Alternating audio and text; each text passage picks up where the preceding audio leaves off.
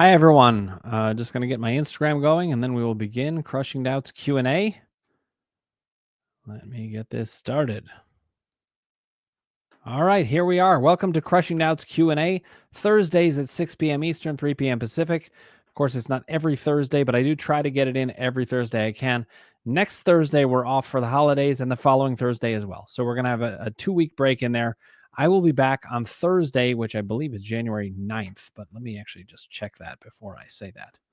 The 6th, 7th, 8th. Yes, the 9th will be the time that I'm back. And then we'll be back in business for our Q&As. So let's get as much questions as we can in tonight. As always, the goal here is to get you more and more answers about what? Mind-body symptoms. So let's first talk about that.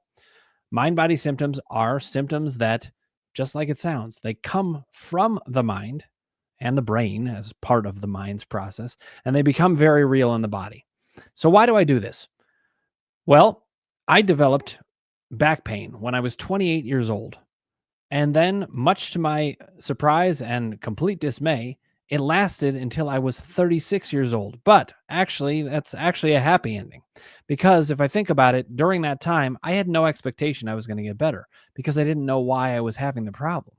I wasn't getting any answers. So why do I do this Q&A? Well, once I got the basic information, which came from Dr. John Sarno, one of my all-time heroes, he was a medical doctor who understood, or eventually came to understand, that the back pain patients he was treating weren't having structural issues. It wasn't related to herniated discs and all the things that people say. In actuality, it was relating to what was going on in their minds, their emotional lives, and as I see it, also their thinking lives, because whatever goes on in your brain, it stays very real and just channels throughout the body. And we know this is true on a basic everyday level because that's what crying is. You're sad or sometimes happy, and that emotion gets channeled into actual changes in your tear ducts. Same thing is true with blushing. The same thing is true with erections or any sexual excitement. The body changes. The same is true with goosebumps or your hair standing on end when something kind of freaks you out. We have all kinds of examples of this. What people don't seem to realize is that these things go much, much further, and they aren't just momentary things like crying. They are also things that can stay with you, especially if your thought pattern stays the same. So as I was gathering this information, Sarno helped me see that I was actually not having a structural issue, that this was a mind-body issue, and that gave me hope that I could get better. And I started working towards it, and that helped me an awful lot. But I also did need some questions answered. So this Q&A comes really directly from one experience I had where I sat down with Eric Sherman, who was a psychologist who trained under Sarno, and Arlene Feinblatt, Sarno's main psychologist.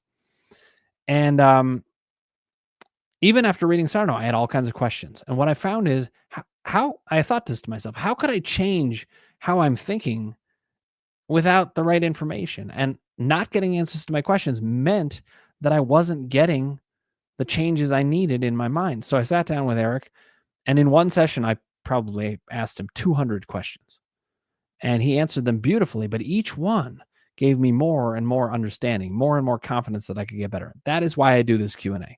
That's our goal here today, is for you to ask your questions, for me to answer them, ultimately to your satisfaction. So if I don't answer it well enough, I want you to continue asking the questions. Okay. Now I'm going to say hi to a couple of people. Then I'm going to describe my system, which is how I work to answer these questions. And then we'll go from there. In the middle of it, I'll also talk some about the resources available on my website so that people can get the help that they need. Okay. Maria Llewellyn, good to see you. Shelby Geyer, thanks for coming here. Sarah Kelly Burke, I owe you a response to your email. I'm working on it. That's going to happen soon. I'm a little behind on that, and I'll explain why in a second. Dima Shaishkov, thanks for joining us here. And Darlene, good to see you here on Instagram as well. Shelby Geyer says, thank you for doing this. It is my pleasure, Shelby. I really appreciate the gratitude. On YouTube, Karen Isaacs, good to have you here. Susan says, hi, Dan and everyone. Susan, good to see you. Hillel says, hi, Dan and all. Hillel, great to see you. Kasim, hi, Dan and everyone as well. Kasim, great to see you here. Karen says, yes, hi, all as well. So we've got, this is actually one thing that I do love about this is we kind of get to know each other in here. And part of how we get to know each other is through these questions and through these repeat interactions. I'm here to build a community, and it is a community that can ask questions, not only safely in terms of being judged or having any kind of negative interaction, but also in terms of the safe experience of not having your doubts raised. It's a very big deal because a lot of times people are working in the mind-body arena. They're going on a website or they're asking a mind-body expert about something or a mind-body practitioner. And that really helps. But in the end, if your doubt goes up, even from just one little statement, then that can be problematic. So it's a huge part of what I talk about here is keeping doubt down. Now, sometimes one person's doubt can get answered and that can bring up a doubt in another person. And that's okay. We just want to keep answering the doubts and show how it all fits together in terms of shrinking doubt. So we will work on that. Okay. Resting and nesting. Good to see you here. Susie Cairns, good to see you here as well. All right. I'm going to talk a little bit about my system because that's how I'm going to answer these questions. So as I was trying to get my answers, what I came to see is that there are three main ways that people have mind-body experience. And it's very common in the mind-body community for people to talk about it mostly as just emotions. Look at the emotions. Look at the emotions. Well, emotions can cause mind-body symptoms, but what I found is they are especially the kind of thing that leads to onsets or upticks, where upticks meaning the symptom was already there, but suddenly it goes way up. Onsets and upticks of symptoms are emotional in nature. So I have a system called the column system that divides into three columns because it originally was on a piece of paper when I would work with people on this. The three different types of mind-body experience. And they're called the columns because I would have divided in a sheet of paper. So the emotions column talks about acute onsets and upticks in symptoms, and it has a particular function. The symptoms are there to distract from some kind of very specific emotional experience. If we can discover what that emotional experience is, but with that awareness, we make it conscious, and the symptom no longer needs to be there. Its function is taken away. But that's only for the beginning, the onset and upticks of symptoms, the acute symptoms. What about the ones that are kind of always there or very, very recurrent and repetitive? Those really stubborn ones I call doubt column symptoms. And they don't relate to feelings, actually. They relate to thinking. What happens is we have all these symptoms and we start to think about them. We start to expect certain things. We start to think certain things about them. And all of that thought process keeps everything in the same place. If your mindset stays the same, your physiology stays the same. But if we change the mindset with information, that's when those symptoms start to break up. That's why information is so key. It can get us emotional awareness. That helps in the emotions column, but it can also change our thinking forever. And then the symptoms can't behave the same way. Those symptoms in the doubt column are there not for distraction, but they're for what I call protection. There's any perceived danger, and your brain's going to want to protect you from it. And what we need to do is to convince the brain there's no need for protection. We're okay. We don't have a structural issue. We're not in danger. This is safe. And you can't just say you're safe. You have to come to really believe it. So in the doubt column, we work to talk through that and get to a place where we can really believe it. Lastly, the power column.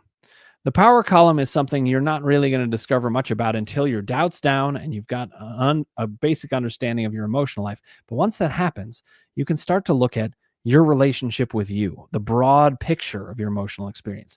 The emotions and power column are both emotional columns, but the emotions column is about specific things in the moment, and the power column is about the broad experience across your entire lifetime and how it's applying. There's also a different function of symptoms in the power column. It's not distraction. It's not protection. It's communication. In there, the symptoms want you to know about something about your life. That's very important. And if you don't get it, it's like a little kid tugging at your sleeve saying, you need to know this.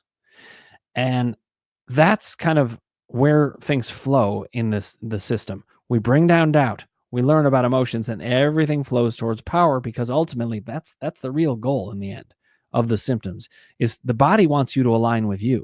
It's a very empathic entity, the most empathic entity we have, as I say. Now, I've laid out the columns. I'm going to answer each question in relation to these columns, and I want you guys to think about how it applies to you, how it can all fit together. All right? So without further ado, here we go. Sarah Kelly Burke has this question. When working with the power column, what happens if you are in a situation you can never change, i.e., lifelong health condition of a loved one? Okay, fantastic question. All of these questions are great. But Sarah, I'll give you my answer. This is my initial answer. Remember, push for more if you need to know more specifically. So I get this kind of question a lot where people say, well, how am I supposed to be in power when my situation is just going to be the same? And what I want to say is there's multiple ways to shift power. Sometimes it's externally, sometimes it's by changing situations. But if you're in a situation where that can't change, you're still in luck because you can change things as they go on inside of you.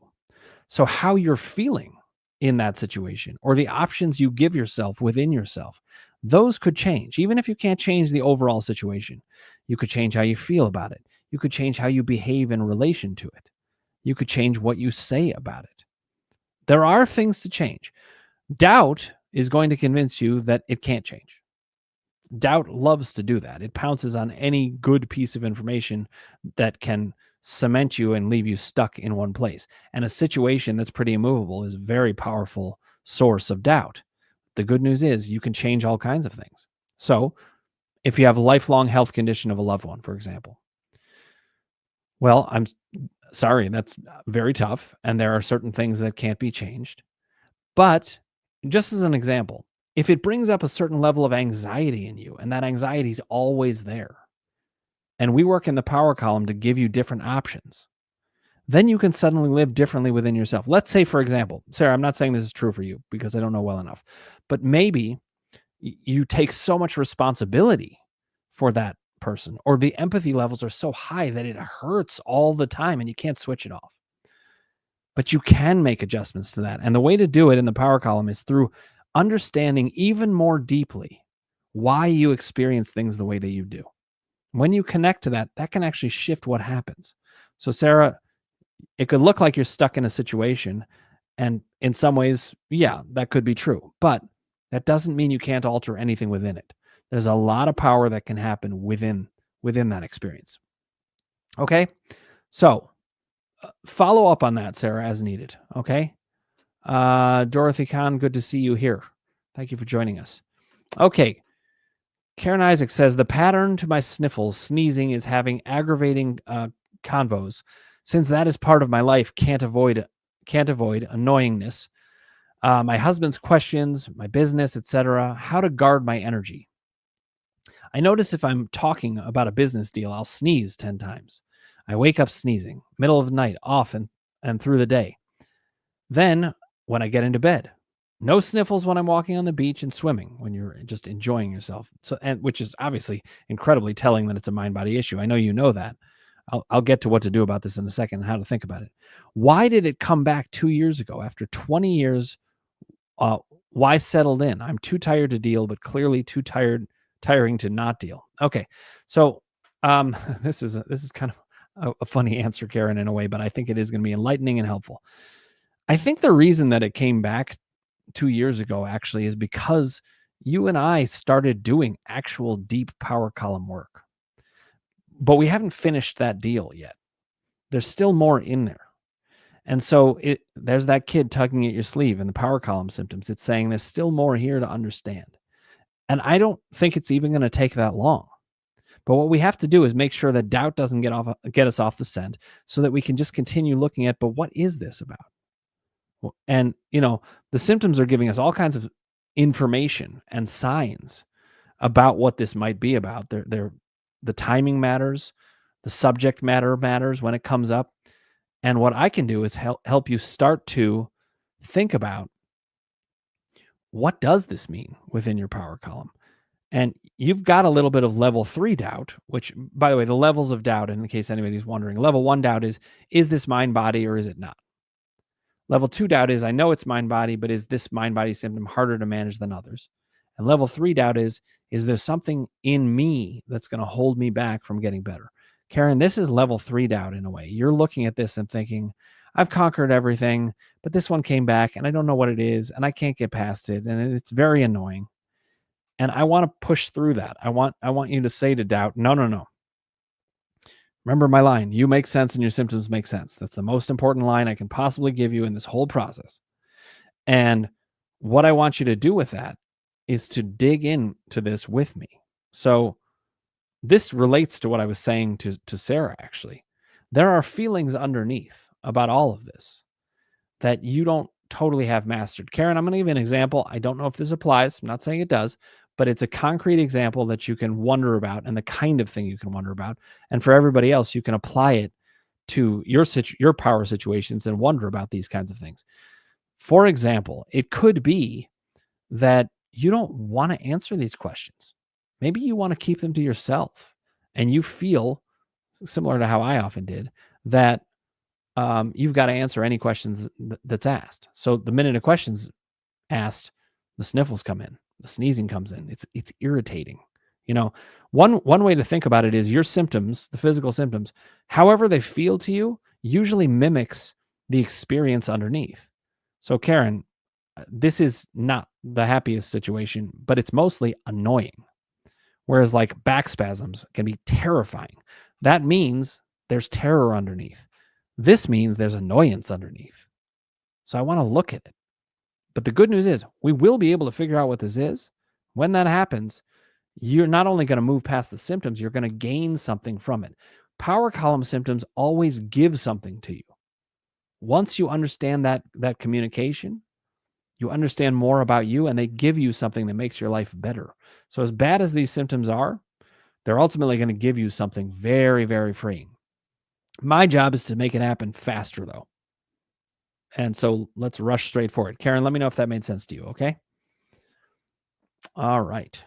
Amir, thanks for joining us here on Instagram. Good to see you. Please do let me know if you have any questions. Okay, Shelby Geyer says, do you think journaling is crucial to recover? I have tried many times, but maybe I'm doing it wrong. I hate doing it. Okay. Shelby, I'm glad you asked this question for multiple reasons. There's a lot of people who are in your shoes, and I would have been too if I had gone that route. Journaling is not crucial to recover.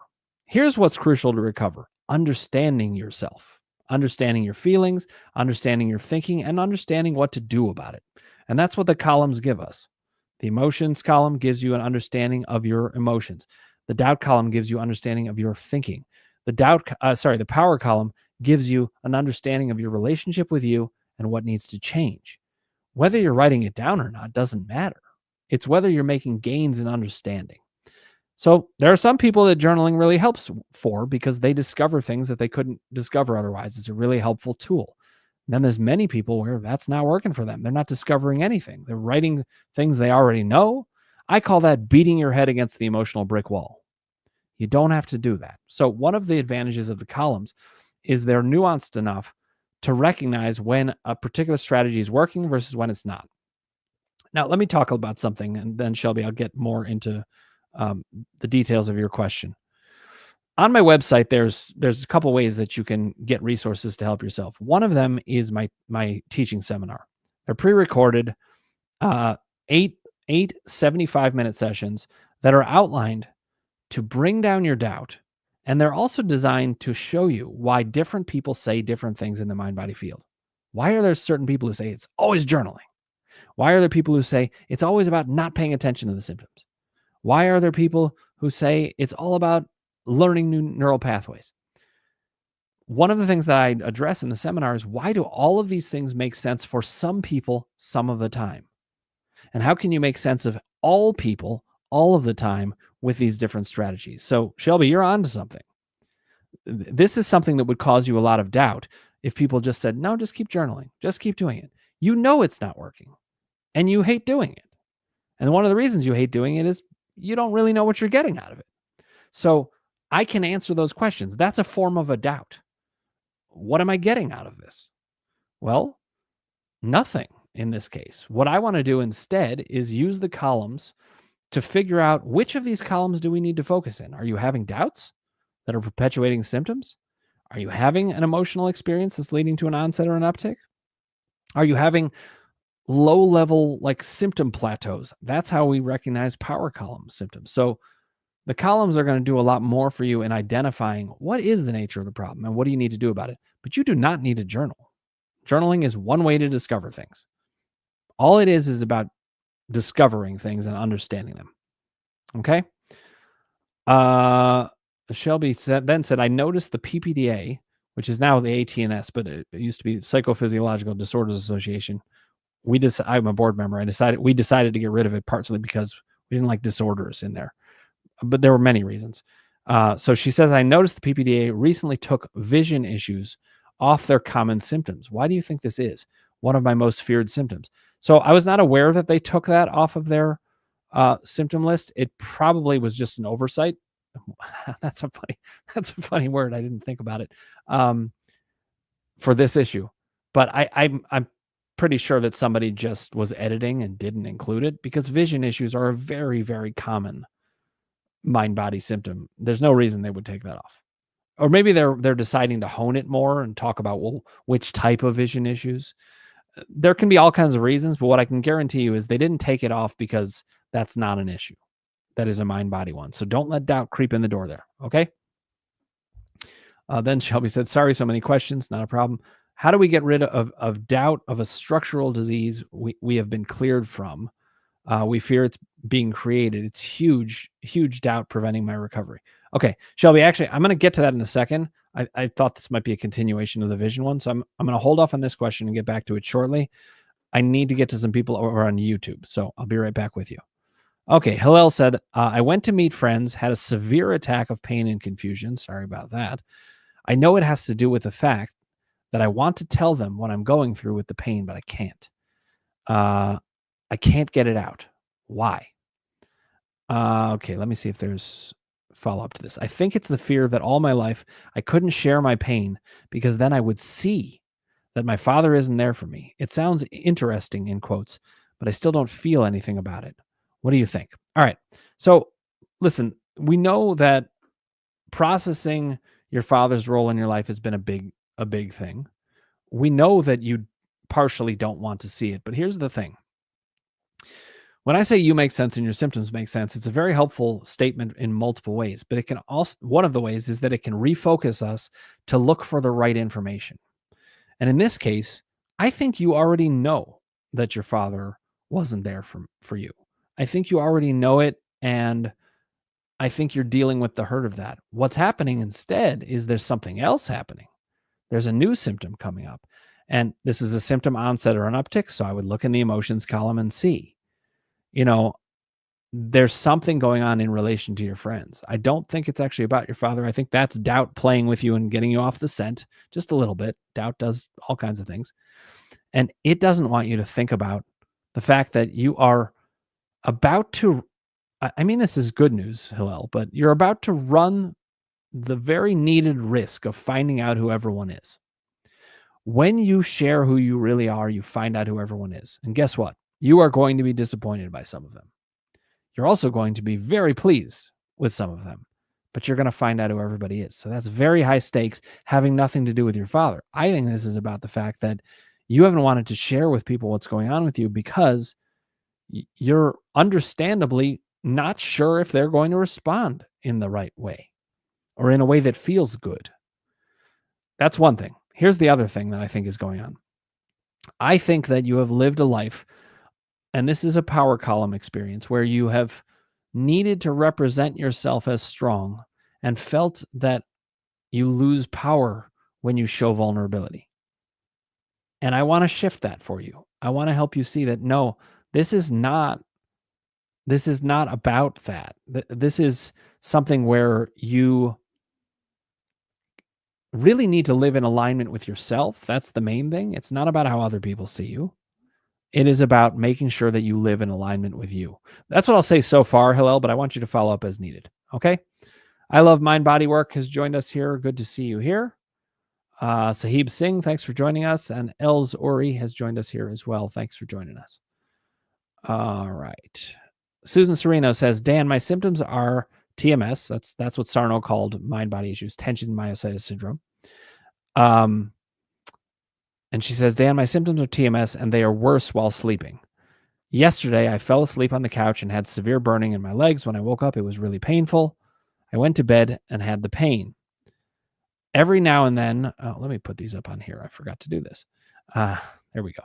every now and then during the night. Then today, I had burning, tingling pain while I cleaned. I think I was being super critical of myself, and that may be the emotion that caused this. Can you let me know what you think? All right, so let's go back to the beginning of this. First of all, Susan, I want to say something about progress that I'm seeing in you. For a long time, when you've had these symptoms, not a long time because you've been moving through things pretty quickly, but you had doubt as the main thing that was dominating things. When you'd have the symptoms, it would get you so scared and you'd get into doubt. We've brought doubt down enough that now, much of the time, when you have these symptoms, you're thinking emotionally, and that's what needs to happen. These are onsets and uptakes, so that's about the emotions column. You used to be more in the doubt column symptom arena where the symptoms weren't moving that much. Now you're getting a lot of these onsets and upticks, and I know they're very uncomfortable. And in fact, emotions column symptoms actually end up usually being the most uncomfortable symptoms. Very, very upsetting emotional stuff that we don't want to know about, and it leads to just horrific symptoms.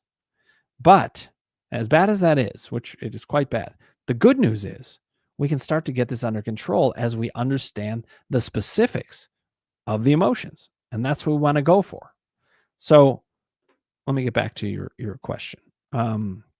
You said, today I had burning, tingling pain while I cleaned. I think I was being super critical of myself, and that may be the emotion that caused this. So criticizing ourselves it's a very high likelihood of getting us into a space where we would have a symptom. So I think that's a good lead, Susan. As always in the emotions column, we want to get even more specific. What were you getting critical of yourself about? And why were you getting critical of yourself? And why at that moment?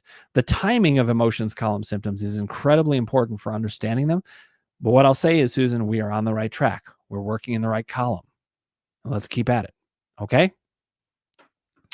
All right, let me see. By the way, if I do ever miss a question or whatever, bump it up. Ask it again. I never mean to miss it. I don't want anything like that to happen. Okay? All right. Back to you, Shelby. She says, how do we get rid of doubt of a structural disease we have been cleared from? We fear it's being created. It's huge doubt preventing my recovery. So, Shelby, sometimes the specifics are going to help me. If you want to share what the diagnosis is, there's ways that I can slam certain diagnoses even more easily than others. But I will say this. If you've been cleared of it, then we need to ask, well, what's the doubt that's left? Is the doubt, maybe that doctor doesn't know? Or is the doubt, oh, maybe there's something that's undiscovered that they don't know? We need to know what that is. So let's talk a little bit about the work that happens in the doubt column.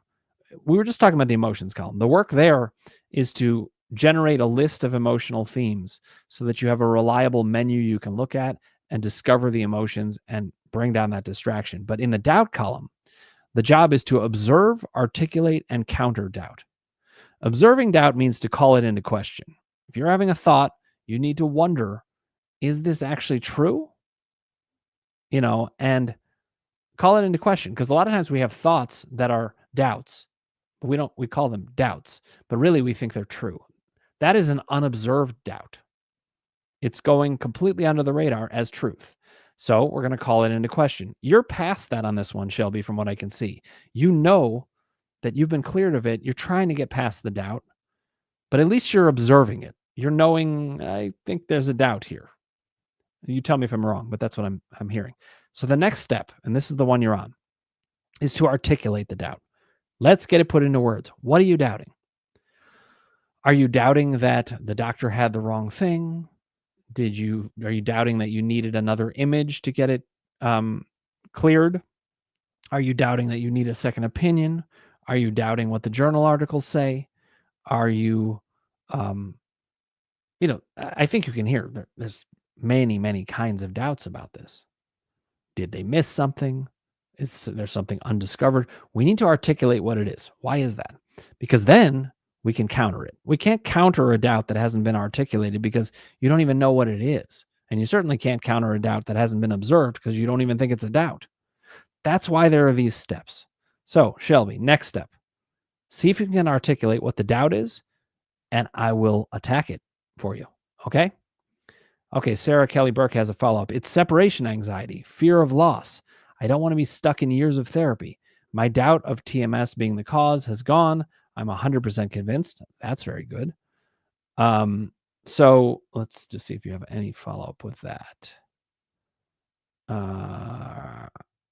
All right. I see some discussion going on, but not about this particular question. So, Sarah, jumping back, what we had been talking about is when working with the power column, what happens if you're in a situation that can never change, a lifelong, i.e., a lifelong health condition of a loved one. And then she's identifying it's separation anxiety, fear of loss.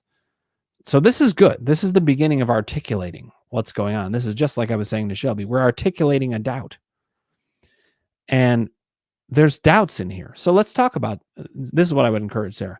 Let's think about, well, what is the separation anxiety? And what is it? And these, by the way, these are level 3 doubts about the self. That's what gets worked on in the power column, like we were talking about, Sarah. So the question I have is, what is the separation anxiety? Why do you feel that it wouldn't be manageable? And I'm not saying that dismissively.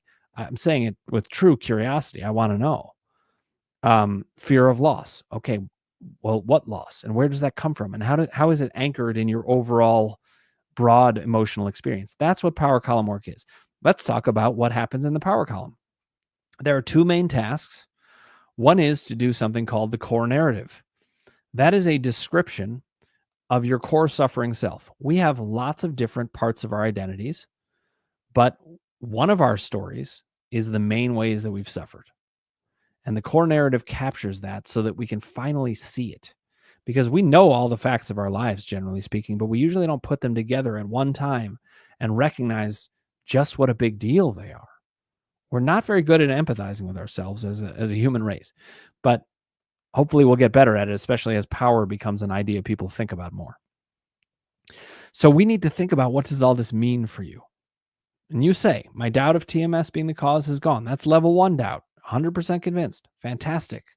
Sounds like you're even past level 2 doubt, that your symptom isn't harder to conquer than any other mind-body symptom. But where are you having doubt? Level 3 doubt, right? That's why you're working in the power column and you know it. So you're on the right track, but now we need to start getting specific. And the core narrative is one of the 2 things we do in the power column. The other thing that we do is assess and adjust for power. That usually happens after you do the core narrative. The core narrative is a way of dealing with the past so you can actually mourn it. And, we all think that we've mourned the past, but usually we haven't. Usually we've gotten past it enough or put it enough in a box. Mourning it is about seeing just how bad it was and really sitting with it. And it is not fun, but it doesn't last forever. It's usually a 2 to 3 month process or so. And then you're past it. In my life, I used to look for father figures all the time. And I thought I was mourning that throughout my life slowly. And maybe I was in a way, but it was at a trickle. When I really got to it, it hit me. I'm never going to have the kind of father that I wanted, ever. And I mourned it, and it hurt, and it sucked. And I didn't even know things were going to get better. I just decided to let myself do it. But from doing it, what I found is that was an actual mourning process. And do you know how many times I've looked for father figures since that time? 0. Never again. I don't care anymore. I'm past it. So the core narrative is a way to actually put your past in the past. Then we assess and adjust for power. What that means is, in each moment, we're going to assess, am I in power or not? And if not, why not? And if so, why? And adjusting is, what's the powerful move here? How do I shift this? So, Sarah, for you, I would say we're at that phase in the power column where either we want to do a core narrative or we want to talk about what's the overarching meaning. We got to get you that information somehow. Okay, Sarah, I see you having a conversation with Shelby. Writing yourself an evidence list can be helpful for some people, but let's remember this. What's helpful for one person is going to be less helpful for another, and some of these suggestions are going to totally hit the mark, and then others will either be something they tried or somehow don't get the job done. That's okay. What I want you to think about is that you have your own individual mind, and we need to bring down your doubt however it happens. An evidence list is a great way of doing it, and I appreciate that suggestion, Sarah. So let's see if that works. Sometimes people don't realize they have lots of evidence. They'll say to me, I'm not getting better. And I'll be like, wait a minute. What about this? And what about this? And what about this? And they're like, oh, yeah, I actually have been getting better. And so that can be very helpful. But let's look for the things that work for each of you. Okay. All right. Back to YouTube. So Karen, I think, was responding at the time to me talking about the community. She said, yes, would love to meet all in real life one day. I certainly hope for that too. I am going to be having some live events as the book comes out, which I do have an update on that. Unfortunately, there's a slight publication delay, so it's going to be a couple more weeks. I'm going to have a new date for you shortly. It's either going to be the 22nd, 28th, or 30th, and I don't know which yet. So I'm going to announce that in the newsletter tomorrow. So keep an eye out for that. I'm sorry for the delay. It was a problem with the index that needed to get fixed before sending to the printers, and so there's a delay. But 2 weeks in the grand scheme of things is not too much. But I am extremely eager to get that book out to you. And when that happens, I will be having some live events. I'm certainly going to do that in my hometown in Cleveland. I am going to do a New York event at some point. I may do a Boston or a DC event. I may do a Chicago event. As I travel places, I'll probably have events, and there will be opportunities to see each other in person. So I would really look forward to that. Okay, Hillel says, I'm trying to get the message, but I just don't get the, I get it moment. So I understand that, Hillel, but not every moment's going to be the aha moment. Some of them are going to be building towards that aha moment. So I want you to think about what I said about friends, about the fact that the way that you've represented yourself has been from a place of strength, and you haven't been clear on how to situate yourself. And this is really important, in a way that keeps you in power. I think you feel that talking about these things diminishes your power. So we may need to do some talking in advance about how you can talk about it where it doesn't diminish your power. And that might explain why you can't get yourself to do it even when you try, because some part of you knows, I'm not ready for that yet. We may need to do some prep work for that. All right. Hello. Let's see what you think about that. Patty Martin, good to see you here. Thanks for saying hi to me and everybody else. And Dorisa, same with you. All right. Let's see. We've got the community saying hi to each other. Then Hillel said, how did you do that? The mention of someone in the chat. So I don't know, but probably you would need to say at someone. I don't know. Let's see if we can figure it out. All right. Lots of hellos among the community. Great to see. All right. Now, Hillel then said, no one can know about my pain. Why? I just don't get it, even considering the core narrative work we did. I think that it feels like a threat to your power. And so I don't think we've found the answer where you can comfortably share this yet. That's why. Well, that's one reason. The other reason is I do think you are afraid to find out who everybody is. Even if you think you're not, think about it. It's high stakes. There are going to be some people who are going to really botch this, and it's going to change your relationship. And I don't mean that as a bad thing. I encourage you all, let that happen. Because you're just finding out who everybody is anyway. You might as well find out who they are. But that doesn't mean it's easy. So, hello, we're going to get answers to this, but those are my two answers to that. Let's see how that goes. Beatrice, thanks for saying hi here. Good to see you here. All right. Whoa, we are behind in questions. I'll get moving if I can. All right. Sahib says, hi, Dan. It's Sahib here. Thanks for the live. Love your work. Thanks so much, Sahib. Then he said, Dan, I feel like my back pain never really goes away fully. That sounds like a doubt column symptom. It's worse when I'm stressed, I think, or maybe I'm always stressed. LOL. And funny thing, I don't have the pain when I'm lifting at the gym. Okay, so that's interesting. More signs of it being mind-body. But Sahib, what I'd say, let me see if you have other things after this. Okay, good. What I would say is we want to look at doubt. We want to figure out, how are you thinking about this when you can have your thoughts going on? You know, it's like we always have thoughts going on, but when you're at the gym and you're lifting, your thoughts are kind of otherwise occupied. And in fact, you're kind of proving to yourself that you don't have a mind-body experience. But when you're not, when people are at rest, this can happen a lot with doubt column symptoms, especially with something I call attentional mind-body symptoms, where you just can't stop attending to them. Well, Sahib, actually, as I think about it, reading more about it, You said my back pain never really goes away fully. That word fully got my attention. And as you described more, I was starting to think about something else. There are two forms of symptoms that linger. One is doubt, which lingers at a very high level, and it's because your thought process is thinking this might not be mind body, you're freaking out. But once you get it down to just level 3 doubt, can I get this better? Or just can I get my attention off of this? That starts to become about a power issue. So when back pain never really goes away fully, that's a clue that it's power column. It sounds like a plateau to me. It's gotten better, but not fully. That's a plateau. So what this is telling me, Sahib, and this is what the columns do, they identify where we need to work. This is telling us we need to work in the power column. And so if you were in groups with me, which by the way, I want to say this, I mentioned my seminar on my website, which is www.crushingdoubt.com or .org. But actually, incidentally, you can now enter www.drratner.com and it'll go straight there also. We found other ways because people were looking for me that way. But the other thing on my website that's a major resource is the groups. Groups they're somewhat similar to this in that they are Q&A format, but they are private Zoom calls, a lot less people on them, and I can answer questions in greater detail. But here's the best part about them. Two best things. One is the support of the people around you. It's a fantastic group of people, among the best I've ever seen anywhere. That's what happens when you get a bunch of goodists together, as Sarno called us. But the other thing is that we can get much further in one sitting. So when I answer a question here, you hear my question, and then I'm on to other things. But there, I'll say, wait, why did you say that? And you'll say, well, what did you mean by that? And we get much more accurate, much more precise answers about each question. So in the group, we can do that. And if I were working with you in the group, Sahib, I would be thinking about the power column because that's where your symptoms are pointing me. And I could start asking questions about it. And you could start asking questions about the power column to learn about that. All right. All right. Let's go on from there. Susan says, I don't feel safe in this world and the pain and symptoms scare me. How can I deal with that?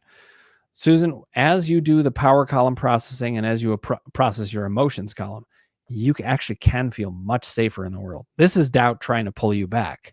You're just getting out of doubt. You're just starting to explore the emotions, and it's saying, no, it's not safe. There's just nothing, whatever he might say, the world is not safe. That's just doubt. Doubt is a pathological liar, and that doesn't mean it's lying that the world is this safe kumbaya kind of place.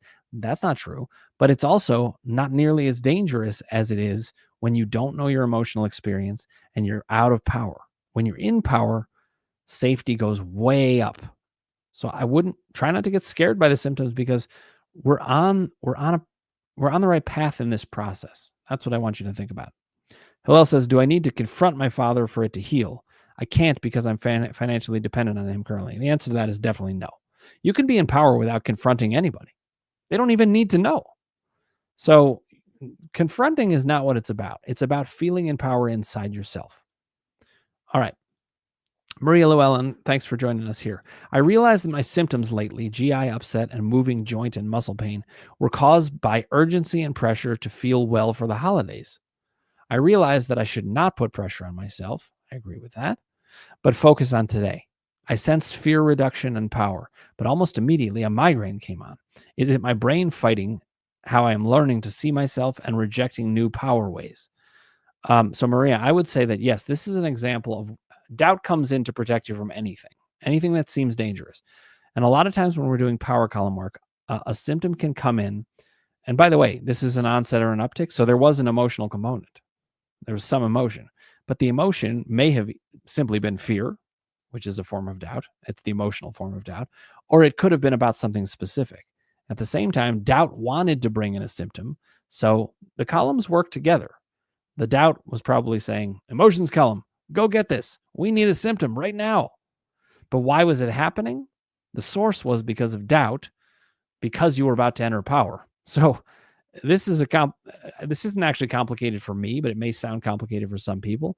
As we explore these things and discuss the columns, it should become easier and easier and actually eventually automatic. What's happening for you, Maria, is you were getting into power. You were getting to a place where you felt better, and then doubt wanted to wreck it. And how did it do it? By bringing in an emotions column symptom to scare you. So decode what it was emotionally that brought that on, think about the power situation and what doubt's doing.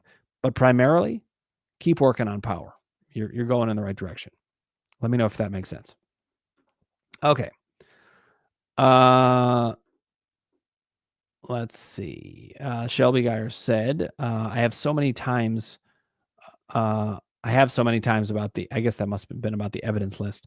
I've even been to Mayo. I'm a wreck. We can get you help, Shelby. Hold on a second. Then Sarah said, at some point you need to make the decision. Making the decision to get better and making the decision to believe a certain thing. At some point, it can be that for some people, that they're just not able to feel certain. That's another thing that I do in my groups and here that can help people, is to help them bring their doubt down enough to get certain and be able to make that decision. Now, Shelby then said, maybe my vision is so bad because I don't want to see how mentally abusive my dad was. When he passed this year, I feel better. Sounds horrible. It actually is totally par for the course, Shelby. This happens. They're abusers, and we want them gone. That doesn't mean we wanted to kill them or we wish death upon them. But if they weren't going to stop abusing, it is a relief when they're gone. Okay, when he passed this year, I felt better, and then symptoms returned. MS is the diagnosis I fear. So MS is a very common diagnosis for people to get when doctors can't understand what's happening from a mind-body experience. Shelby then said, I Googled way too much before learning about mind-body syndrome, whatever we want to call it. It's all the same thing. It's all mind-body. I have many opinions, and they all tell me no. I have long COVID and POTS, which, by the way, are also mind-body. We just went, when I went to the PPDA conference, Rebecca Kennedy, who's the leading doctor on COVID in the nation and understands mind-body experience, talks about long COVID, and she did in this presentation as purely mind-body. POTS has been cured by mind-body stuff as well. Even people who thought they had MS, when they did this work, it went away. And Shelby says, my symptoms just mimic it so much. Symptoms are going to mimic what you've heard about. So that's an important thing to think about. Doubt knows what you know. Doubt is as smart as you are. And it takes every piece of information and tries to scare you with it. And that's all that's happening, Shelby. And I don't mean all like dismissively. And I also don't mean it like it's easy, but it is simple in that that's the only thing that's happening. So that means if we do doubt work, we can get you to a better place. I have this happen all the time. People are like, I don't know if I can get my doubt down. And then they work with me, and we do. And suddenly they're like, I can breathe again. I can see why I'm going to get out of this. And Shelby, that's what we need to do. So I do encourage anybody who needs extra help, come to the groups. It's Mondays, Wednesdays, and Fridays. You can come once, twice, or 3 times a week. And you get to work directly with me on how to implement the system. The seminar teaches you all about mind-body experience and how to understand it, as well as my columns. And then the groups are where you can actually come to work with me to implement. Monmar, thanks for joining us here. K8 Sykes has joined us here. Thank you for joining us here. Solitary Daughter, good to see you. Thought by Thought Healing, thank you. Good to see you, Jen. It's been a while. I had you on my podcast, and I went on your podcast, or I at least went on your podcast. I can't remember what happened anymore. Things have been a blur, but great to see you here. I love your posts, so keep it up. Okay, Russell Crane's music says, still having fear around returning to lifting weights / being active in general post pneumonia. Took all antibiotics and haven't had a fever in 22 days. Still have a slight cough and phlegm in the throat. Let's see if there's any follow-up from that. Okay. So very understandable. Russell, what you've just been through is what I call a doubt trigger. It's a very reasonable interpretation and experience in the world that makes you think these symptoms are going to go on, or I'm in danger. What I want to encourage you is use the science and the logic, primarily the logic. This has been over for a long enough time. There's no way this is not mind-body. And maybe that's all you need to hear from me. Sometimes one of my functions is simply to be reassuring. And I'm going to be reassuring here. There's absolutely nothing to worry about. I have zero doubt about this, and not even a small percentage, 0. But it doesn't matter what I think. It matters what you think. So I want to encourage you, think about the logic. I mean, people don't have pneumonia linger like that. If anything, sure, you might feel like crap a little bit when you first work out because you recovered from pneumonia. But the body heals.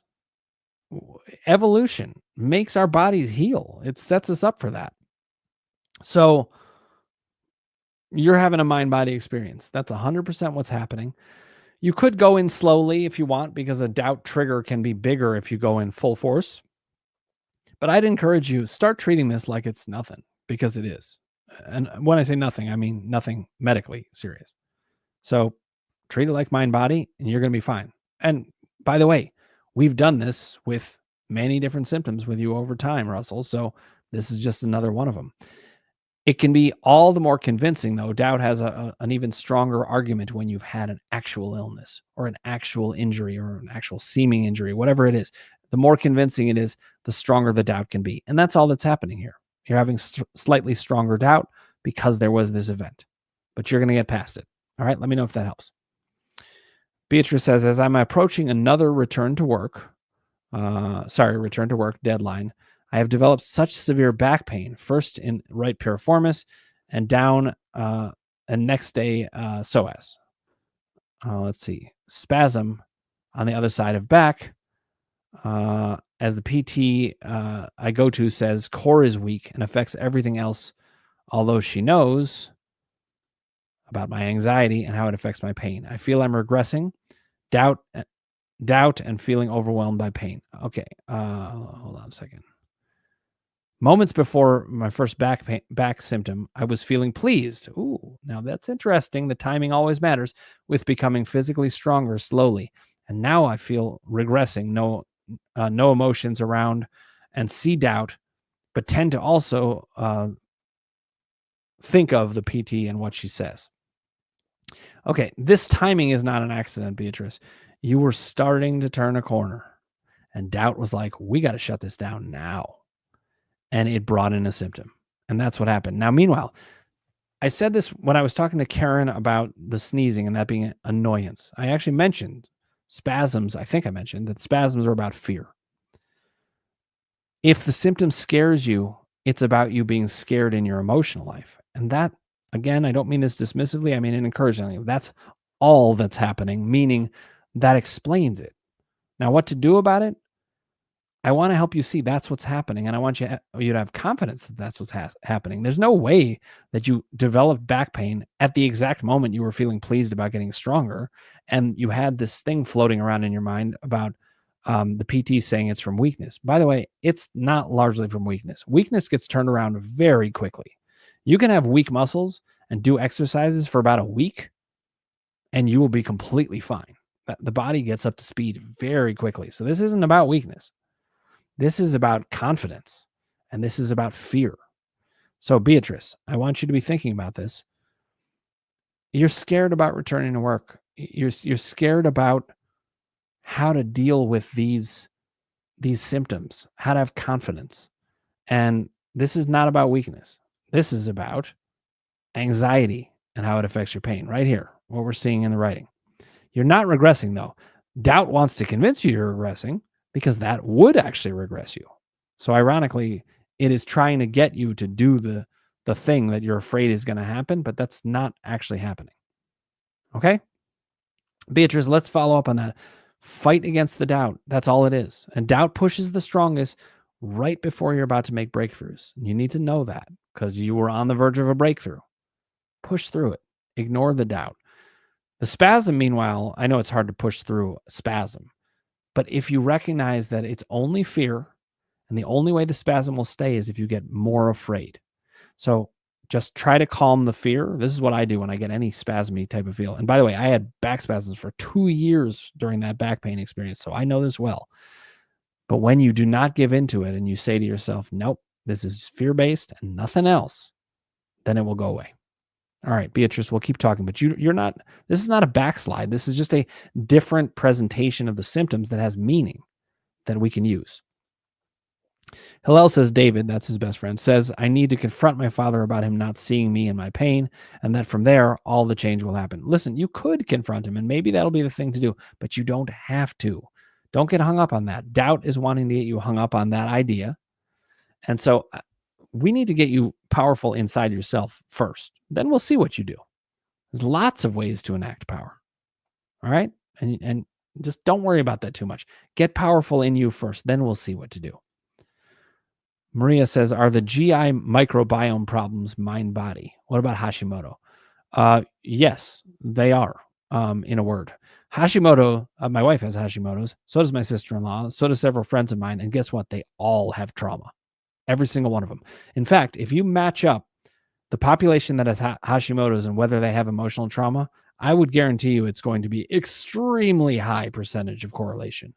Microbiome, same thing. It's true with almost anything. And in fact, for anybody who doesn't know, look up the Adverse Childhood Experiences study. This was done in the late 90s, and it was, I think, it was over 15,000 people. And what they discovered is that when people had adverse childhood experiences, and this was defined as abuse in the home, loss of a parent, substance use, incarceration, abuse of any form, many different aspects that you can kind of imagine, that they had a higher correlation of heart disease, diabetes, and even cancer. So a lot of these autoimmune issues happen because of unprocessed emotional trauma. And I want to underline that, unprocessed. If you're doing the emotional work, you're not going to be as in danger for these things. But if it goes unprocessed, it can develop into these things. And once it goes to a certain point, it can sometimes need to be treated medically. I don't treat cancer with mind-body treatment, though it can help. It can't be the main treatment. It needs to be medical. But I do believe that mind-body experience can help prevent lots of things if we process these toxic emotions. Okay, Maria, let me know if that helps. Patty Martin says, I really recommend Dan's seminar. Thank you, Patty. Very kind. It really helped me to understand the column system and to do my core narrative. It sets people up for success. I really recommend people do the seminar and then come to the groups. A lot of times people come to the groups and everybody's talking about the columns and they're like, wait, what is this? What are you talking about? It really helps to get anchored with the seminar. Thanks for that, Patty. Okay, back to some Instagram questions. Let me make sure I didn't miss anything. Okay, Shelby said, maybe my vision is so bad because I don't want to see how mentally abusive my dad was. Right. When he passed this year, okay, I read this before, but I didn't comment on the vision being so bad because of that. That makes a lot of potential sense. Your body expresses things in metaphor, especially in the emotions column. When, I had a shoulder issue recently. It was a mind-body issue. It's now significantly better. Though I did have to actually work it through with a PT. I had to do some stretches because it is mind-body. It becomes real in the body. So sometimes you got to do that. Other times you're going to be able to work it through simply with mind experience. But in the emotions column, when you're having an onset or an uptick, it can be very metaphorical. I was shouldering too much. And there it was.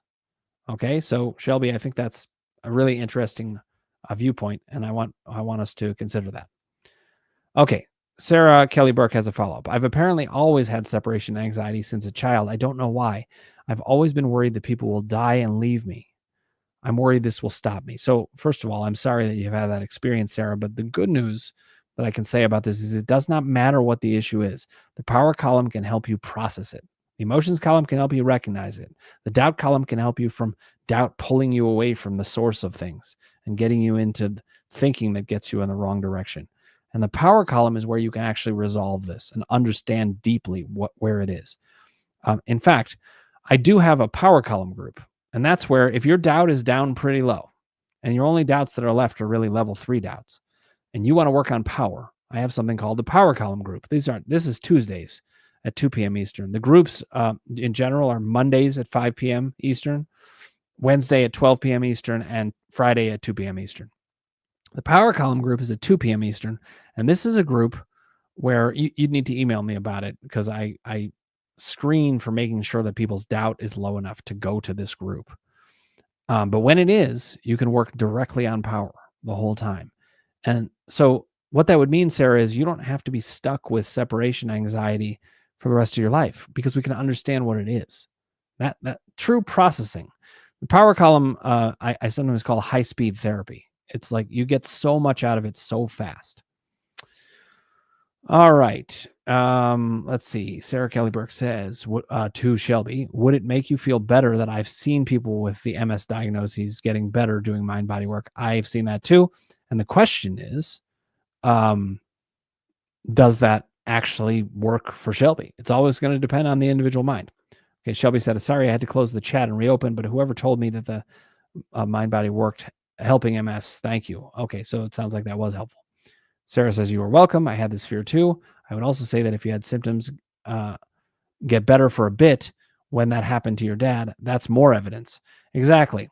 Inconsistencies in symptoms, really, really helpful to remember and recognize, because that doesn't happen in a medical condition. You know, my wife is a type 1 diabetic. Her symptoms don't come and go. Well, actually, I mean, the fact that she's diabetic doesn't come and go. She does have her blood sugar go all over the place for mind-body reasons. But MS wouldn't work like that, and that's true. It's often misdiagnosed because of this kind of misunderstanding where people don't know about these issues. H. Ben 4, thanks for joining us here. House of More as well. Andrew MB Cyclist, thank you for joining us. I saw you just followed recently, so welcome. Ask any questions you have. Scotty Styles, thanks for joining us here. Thank you for the emojis, the Merry Christmas, Happy Holidays to everybody. Hanukkah's happening at the same time. Char33, thank you for joining us here as well. Okay, trying to catch up on all these questions. Shelby Geyer says, Rebecca Kennedy and I have worked together a lot in the past and still message to this day. She promises me only mind body. Thanks for mentioning her. She's fantastic. She's on the board with me as well. Just great person and great doctor, and very helpful in the mind body community. Shelby then says, thanks, Sarah. I have a lot of ups and downs, but when I get all this fear in my head, symptoms are bad, and they have been for a while. It floods my mind 24/7. Thanks for your kind words. When we get doubt under control, Shelby, this will be a lot better. And again, it's different to ask your questions here. You get answers here, and that's good. But it's different when you can work with me on a regular basis, because I can really orient you to the specifics again and again. I can show you how the columns work. I can show you how your process is going to work. And so anybody who's interested in groups, you can always email me, dan@crushingdoubt.org. You can also get those or the seminar, which is a good lead into it, as Patty pointed out, on my website, www.crushingdoubt.com. All right. Shelby then says, I guess I fear the question of it being mind, body, and structural. Now, that's an example of articulating a doubt. Well done, Shelby. Now we can deal with the specifics. Now, I can guarantee you it is not mind, body, and structural. That's the kind of thing that doubt does when it's losing. It's like, okay, fine, it's mind, body, but what if it's also structural? And one of the ways you can recognize doubt is its arguments are really, and I mean this supportively of you all, but doubt's arguments are pathetically weak. It's so general. It's so random. It doesn't explain anything. What does explain things is the mind-body process can do all of these symptoms that you're having. In fact, my rule of thumb is if the body can do it, the mind-body process can use it. So it doesn't matter what it is. That makes a lot more sense than it being mind, body, and structural. Here's another way. There's a philosophical proposition called Occam's razor. It is the theory that has the least assumptions is most likely to be right. Well, the fact that it's mind, body, and structural is making a lot of assumptions. Why would it be both? Why is it this mix? How do you explain it? The idea, the theory instead, that it is purely mind, body is very straightforward. We see that the mind can do all these things. It seems to be happening to you. It can even add up in the columns showing you why these things are happening and why they're unfolding the way they are. So I have a thing that I wrote about in my book. It's called the two theory method. You match up the idea that this is mind body versus whatever the doubt is, and you start weighing which one is more likely. The fact that it would be mind body and structural, that seems actually quite unlikely. And I mean that as good news, Shelby. I'm not mocking what you're thinking. You know, lots of people think this. But if you really think about it, I am mocking the doubt that we all have, because it needs to be mocked so that it can be, run off the stage. But the idea that it's two things at once causing a problem is pretty convoluted. That doesn't usually happen. It's usually one thing is causing one thing. We like to think it's more complicated for multiple reasons, but sometimes that's just because we don't want to see what's going on. It's very helpful to think about the fact that nothing's that complicated. Now, there can be things that are mind, body, and structural, like Well, let me say it to you this way. My shoulder, I wouldn't call it structural, but it was mind, body, and physical. However, and this is important, Shelby, where did it actually come from? It didn't come from something physical. It came from mind, body. I was stressed out first. That made my muscles tight.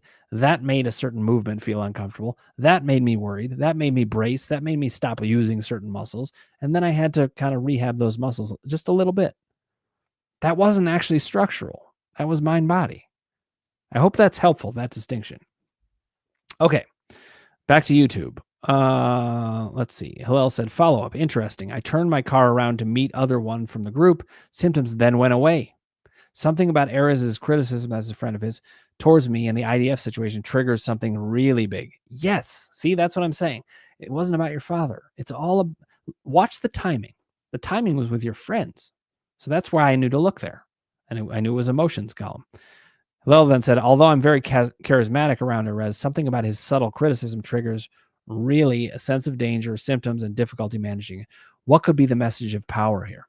I think the message of power here is it doesn't like you to be out of power with anybody, including Erez. So its message is, Hillel, can we start to work on this? I'd really like to get this under control. Okay, that's part of it. Then Hillel said, it's connected to the fact that if someone dismisses my pain, it drives me crazy and I can be really aggressive defending myself. The message of power must be tied to this. It has to be. I think you're afraid you're going to lose Erez in this interaction somehow, that either you will, take a flamethrower to him and destroy that relationship because you'll be so mad, or he will disappoint you so badly that you won't want to be friends with him. It is a little bit of a dangerous situation from a friendship standpoint, but I encourage you, a good friendship can survive whatever. So find out who he is. All right. Let's see. I'm just looking at how many questions we have. We got a couple left. This will be a speed round because we're getting towards the end here. Cookie Nat, thanks for joining us here. All right. I'm going to answer these questions pretty quickly because I usually don't like to go way over an hour. Let's see. Shelby Geyer says, doctors have told me MS can appear later on MRIs with the same symptoms you have when you had the original MRI. I fear that, but thinking rationally doesn't make sense. Sarah Kelly Burke backs her up, says that doesn't even make sense at all. Shelby says, right, but these statements stick with you. They do stick with you. However, I have a line that I say about doctors: put on your doubt armor. You have to remember, these people know less about these things than you do. Doctors are very helpful for diagnosing medical conditions. And they're very helpful for lots of things, including life-saving stuff. They're great. But medical training is not teaching them about this, and they're not reading their own journals about this. So they end up saying things that are trying to make sense of things that they just don't know. They'd be much better off being like, you know what? We realize we don't know a lot. What is this? And start asking questions. And then they might connect with us in the mind-body community and realize we've got the answers. It's right here. Just read Dr. Sarno. It gives you all the answers you need. My book hopefully will add to that. But that doesn't make sense. And they don't even stop to say, wait a minute, I'm not even making sense. But they say things like that all the time. I was working with a therapist who was one of my least favorite people. It was the only therapy that I truly hated. And I got better from back pain after 8 years reading Sarno. And I asked him, why do you think I got better if you don't believe in mind-body experience? And he said, I just think you finally healed. And I was like, you're telling me that I had 8 years of back pain, read a book on back pain that told me what the answers was. It relieved me. It made sense to me. It all made sense. The pain suddenly evaporated, and you think I just suddenly healed. These are the kind of idiots we're dealing with. There's a lot of them out there. And some of them, they aren't even idiots as people in general, but they're not really thinking. This is not critical thinking. You can't say, oh, it'll just appear later. It disappeared. That's not logical. Or if they say, oh, yeah, you can have symptoms at night, but not during the day. Where did they go during the day? If it was structural, it wouldn't go away. A broken bone isn't just not there during the day. These things don't make sense. So we've got to add up how things make sense. Do these statements stick with you? Of course, especially if you're a high doubting person. This is one of the reasons it's so important to bring down your doubt and get to power. That can control those kinds of things. All right. Maria Llewellyn says, how do your family members deal with Hashimoto's? Are they symptomatic? That's a good question. I can't answer that because you're asking somebody else, Maria, but hopefully you got an answer in the chat. Either way, these are good questions to ask because we need to see how these symptoms are manifesting. Symptoms give us information. That's what we need to know. Shelby Geyer says, I guess it's my intuition, but I don't think you can access your intuition in this 24/7 FFF. I don't know what that is actually. Sorry, Shelby. Scoring 11 out of 12 on fit should be enough evidence, but thanks, brain. Right, exactly. Solitary daughter laughed at that. So you guys are doing good thinking, and that's what I want to see. All right. Now, Karen Isaac says, had to hop off for a business call. Just hearing your answer to my question. Bad sniffles while on the business call. So there's information in that, Karen. This is not an accident. See you in a couple of weeks. Thanks for your answer. It feels right on. Glad to hear that, Karen, and I will see you in a couple of weeks when I'm back in January. Okay. Andy says, hey, Dan, I emailed you last week about my issues in history. Did you get a chance to look into it? So I'm behind on emails, Andy, this week especially because I was having to work on the book index because of this publication snafu. So my apologies. I am aware that your email's there. I'm going to be getting back to you very shortly. It should be in the next day or two. So thank you for your patience on that. Okay. But I've read the email too, so I have a sense of what's in there and what I need to say. It takes time to get back to you guys on emails. This is actually another reason to come to groups. Actually, you can get your questions answered very quickly right there. But not only that, group members have an access to my own community website where they can ask questions directly, and I get to answer those questions even faster than my emails because it's part of the group setup. So if you ever want to join the group, that would be another way to do it. Why don't we see what you think of my email, and we can always talk that over. Okay. Shelby Geyer says, thanks for everything, and in capital letters. So I'm glad. It sounds like you got a lot of help on here. I hope your doubt came down. That's what we're here for. Okay. Thanks, Shelby. And do let me know if you need any help. If you want to come to groups, you want to check out the seminars, you want to pick my brains, send me an email, dan@crushingdoubt.org, or go to my website, www.crushingdoubt.com. Let me finish up on a couple of things here. Let's see. Got to go. Whoa, we're way over time. All right. Super speed round. Hillel says, so sometimes strong symptoms onset in a power message is related to difficult but simple changes that need to be made, and not necessarily to a complex, deep emotional stuff about dad, etc. Exactly. That's why there's two functions in the power column. There is the core narrative, which is about really deep things. And then there's assessing and adjusting, which is simply about, this puts me out of power. I need to do this. Okay. What you said about doubt wanting me to think I need to confront my dad is true. I had a laugh right now understanding it. Excellent. So we'll need to discuss power within. Got it. Perfect. Beatrice says, I'll tell you more about some of my stuff in group. Okay. Looking forward to it, Beatrice, but you are not having a backslide. There's just information there. You're having an experience. Russell Crane says, thanks, Dan. I really appreciate it. It is my pleasure. Hillel says, thank you, Dan. I really appreciate these Q&A sessions you do. They're so helpful. Thank you, Hillel. I'm very glad. I'm afraid Erez won't stop judging me, forcing me to cut ties with him and risk losing my only friend group, but power won't let me stay in this danger. We can discuss it more in the group. Okay, you know what? If Erez is not that good a friend, you don't need to be there. And if the other people in the group don't support you, you don't even need them. So we'll keep looking at it. Thanks for the focus, Dan. You are welcome. Yep, this is it, says Hello. Excellent. The fear is losing them, not him, and they're my only friends. That is why the pain was so high. Bingo. And that probably made your symptoms go down. Hillel says, thank you, Dan. It is my pleasure. Cookie Nat says, thank you as well. Guys, it has been a pleasure. Now, I won't be here for 2 weeks for this, but my newsletters come out on Fridays, so I am in touch that way, even when I'm away on vacation. And if you need something, just let me know. I'll do my best to respond. I'm going to be slower to respond during this time of vacation. But I really value this community. You guys are doing great work. It's so important to get your questions answered. Keep them coming, and I will keep answering them. All right, guys? Sending you my best. Happy holidays. Happy New Year, and I look forward to seeing you in 2025. Okay, there will be a date coming out about when in January the book will actually be coming out. I am more frustrated than anybody about not being able to tell you specifically when it is. But it is either going to be the 22nd, 28th, or 30th, and we haven't yet decided when that's going to be. I need to talk to the book publishers to know. So join my newsletter if you want to find out, and otherwise, stay tuned. I'll try to get the information to you some other way, but I won't be back for these Q&As to tell you until January 9th. Okay, guys. Happy New Year. Looking forward to seeing you all in 2025. Take care.